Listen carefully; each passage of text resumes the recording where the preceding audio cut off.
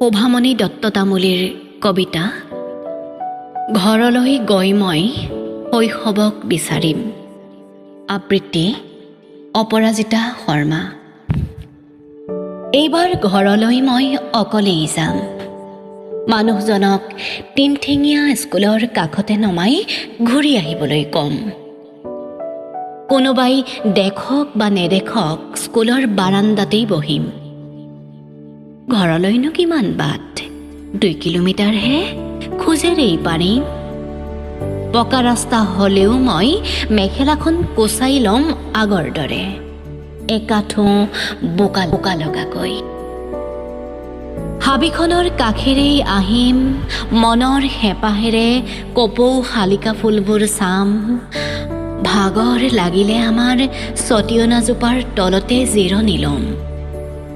তেতিয়াহে মাৰ পিছে পিছে পথাৰত খেলা কৰা দিনবোৰে দোলা দি যাব।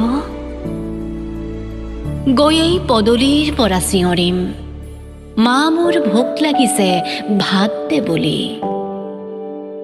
দেউতাৰ যদি খং উঠে, মৰমেৰে পিঠিত ঘামুচি ফুটাই দিম। আনদিনাৰ দৰে বাইদেউহঁতৰ দৰে বৌৱে বাৰু মোক মৰম কৰিবনে? সিহঁতে বাৰু মোক পাগল হলো বুলি ভাবিব নেকি? ভাবিলেও ভাবক। ল'ৰা দুটিকো এইবাৰ লগত লৈ নাযাওঁ। পিছদিনা উঠিয়েই টিলিকি আমজোপাৰ তললৈ দৌৰি যাম। যদিহে বতাহ আহে আৰু ভাল হ'ব। পকা পকা আমবোৰ চাদৰৰ আঁচলতেই ল'ম। সেইদিনা মোৰ চাদৰত চেকা লাগিলেও লাগক। টুটু যদি ঘৰলৈ আহিছে, তাইকো চিঞৰি মাতিম। কোনেও নেদেখাকৈ সেন্দৰী আমজোপাৰ তললৈ যাম।